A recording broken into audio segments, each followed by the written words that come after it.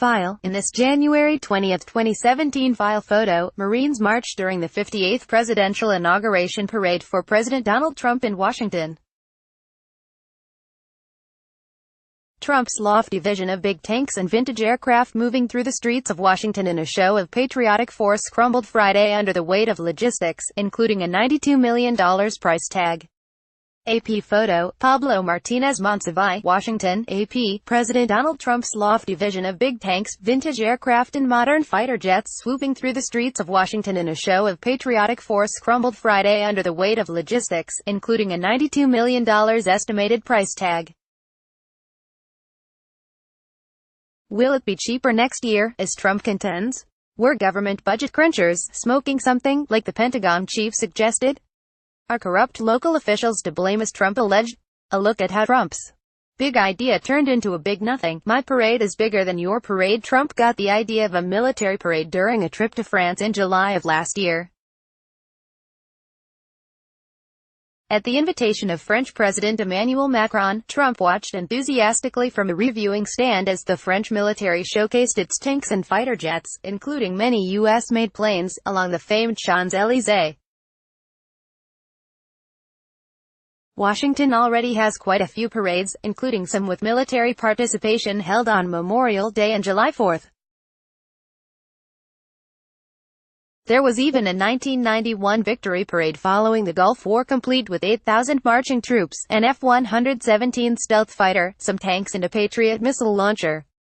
But even that grand display of military hardware from the Gulf War didn't seem to be what Trump had in mind. He noted that France had represented uniforms and equipment from different wars, and that the Bastille Day parade lasted a full 2 hours. Trump said he envisioned a similar military extravaganza next July 4th down Washington's famed Pennsylvania Avenue, which connects the White House to Capitol Hill. Compared to France's parade, we're going to have to try and top it, he said. Tanks were the first to go by the following February. Trump ordered the Pentagon to start planning. Critics compared the idea to the kind of muscular military parades common in authoritarian countries like China and North Korea. That's just not our style. You know how powerful you are, you don't have to pretend, said retired Air Force Gen. Michael Hayden on CNN on Friday, reiterating a common complaint from ex-military officials since Trump first floated the idea. By the time planning was underway at the Pentagon, one thing became clear: the tanks had to go. Old U.S. Army tanks can weigh more than 60 tons. In the 1991 parade, the military put rubber covers on the tank treads, but there were still reports of tread marks and damage done to city streets. There also was the cost involved with shipping the mammoth vehicles. The Pentagon declared in a planning memo, wheeled vehicles only, no tanks. Consideration must be given to minimize damage to local infrastructure. The price increased, the date slipped. Also in February, Trump's budget director Mick Mulvaney put the parade cost between $10 million and $30 million. Those were preliminary numbers, he cautioned, and would depend on how long the parade lasts. The date was another issue. According to a report in the Washington Post, the Pentagon wanted to hold such a parade on Veterans Day in November instead. That way it would coincide with the 100th anniversary of the victorious end of World War I instead of being tied to the more political celebration of the country's Independence Day. By Thursday, it became clear that a $30 million parade by November wasn't going to happen. U.S. officials told the Associated Press that the cost could reach $92 million, with roughly $50 million needed to cover military aircraft, equipment, personnel and other support. The remainder would cover costs by other government agencies and largely involve security costs. The officials spoke on condition of anonymity to discuss early planning estimates that haven't been finalized or released publicly. Later that day, a Pentagon spokesman said the military and the White House have now agreed to explore opportunities in 2019. Now we can buy some more jet fighters. Defense Secretary Jim Mattis questioned the $92 million figure on Thursday, telling the AP that whoever leaked the figure to the press was probably smoking something.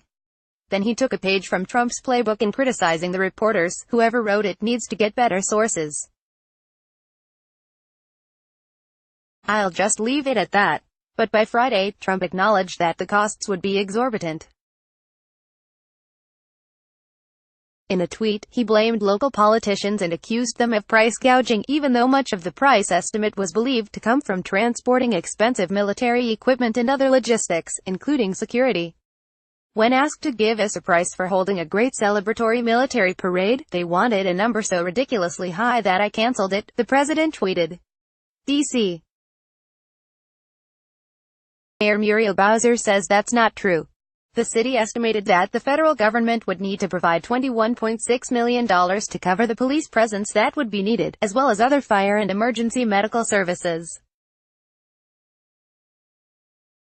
For now, Trump is leaving the door open. Maybe we will do something next year in D.C. when the cost comes way down, he later added. Now we can buy some more jet fighters.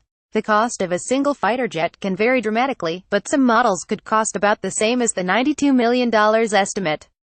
And in Washington, the projected costs of anything really decline with time. Associated Press writers Robert Burns and Lolita C. Baldor contributed to this report. Copyright 2018 The Associated Press. All rights reserved. This material may not be published, broadcast, written or redistributed.